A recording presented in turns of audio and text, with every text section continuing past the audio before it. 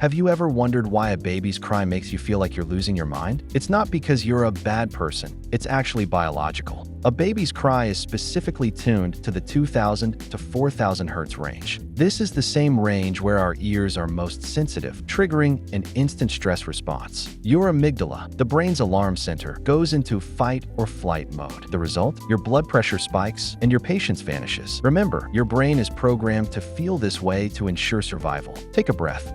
It's a biological alarm, not a personal attack. Does baby crying trigger your rage mode? Let's talk in the comments.